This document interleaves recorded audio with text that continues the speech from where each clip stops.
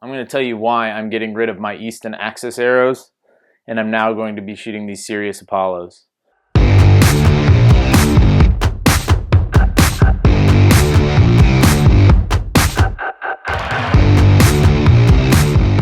think for me, it's time for me to switch arrows. I shoot a Hoyt RX4 Ultra, 72 pounds, and I have a 29 and 3/4 inch actual draw length on the draw board. So I have no issue getting speed out of an arrow, especially something that's a little heavier. But ever since I started showing more interest going out west and hunting bigger game such as elk, I just figured it was time for me to reevaluate my arrow situation. Both of these arrows are a 204 inner diameter shaft, and for me, I feel like that's a sweet spot. It's not too big, it's not too small like the micros. The componentry works really well for them. There's a pretty wide range of aftermarket components you can buy for these arrows to kind of do whatever you want with them. I'd almost call them the Honda Civics of arrows. The options are almost endless. So the Easton Axis arrow that I've shot for the last 4 or 5 years, it comes in at 526 grains, roughly about 7.5% FOC. I shoot a 100 grain point, 50 grain brass insert. The shaft measures 29 inches carbon to carbon. It is 10.7 grains per inch. I run a wrap, a 4-fletch AAE Max stealth vane, and a nocturnal lighted knock on the back. These lighted knocks, wherever legal, you should absolutely shoot them. It just gives you a very bright and visual representation of where that arrow is actually traveling in the heat of the moment, and your eyes pick up on it really well. For me, it's been phenomenal. I love them. They're also cool to shoot at dusk. But the reason why I'm not going to shoot this arrow anymore is being out in North Carolina.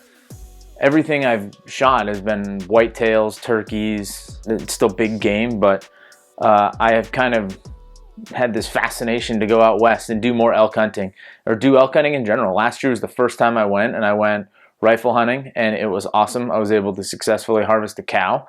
Man, that got me hooked. Like, I haven't chased one with my bow yet, and I can't wait to do it now.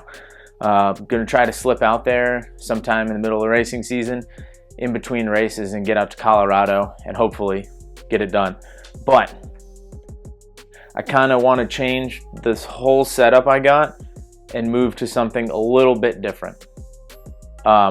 What I want to do is I want to make an arrow that is roughly in the 500 grain, 550 grains, really stiff up front, and still uses the same componentry that I have. I don't really want to change and go to that micro diameter. I feel like the knocks there are kind of a deal breaker. They're kind of cheapy, and there's nothing really great out there. I have not tried fire knock yet, which I'm sure they're great, but they're just a little too expensive for me right now. It's just not something that I really want to invest a couple $100 in lighted knocks in. But people do, and I'm sure they're great, and I'm sure down the road that's going to be another thing I'm going to purchase. But right now, that's not what I'm doing. I am going to a Sirius Apollo arrow. This is of the 204 diameter construction that the Easton Axis is. So all of the components I have, the knocks and the points and all that, it'll still work. My jig that's set up to fletch my arrows, I don't have to change it. Everything's the same. So this is the Sirius Apollo arrow, and this is the arrow that I am going to be running for the 2021 hunting season. The reason why I switched to this arrow from the Easton Axis is I can take the grains per inch out of the shaft and move more weight into the front to build a better, more robust front of the arrow. Not really concerned about gaining FOC, although this does improve my FOC from 7.5 to about 13%.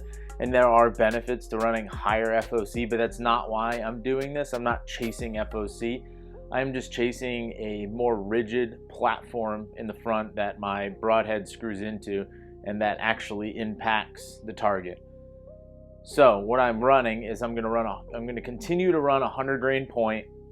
I am running 100 grains combined weight of insert and footer from Ethics Archery. I will have another video where I build this, and I'll show you exactly how I build that.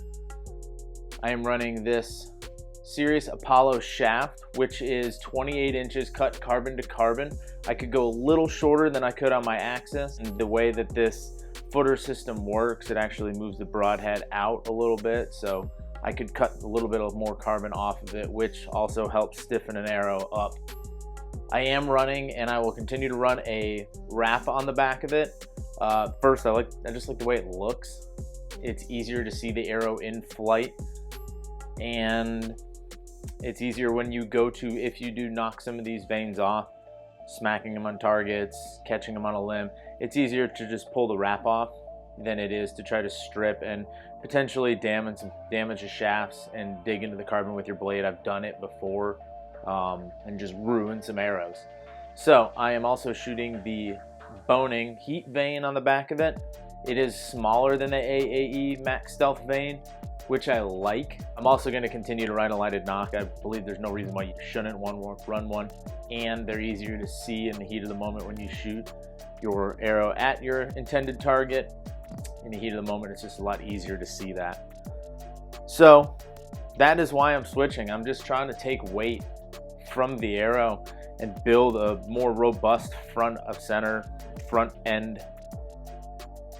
I'm trying to build a stiffer front of the arrow. I mean, that's all it comes down to.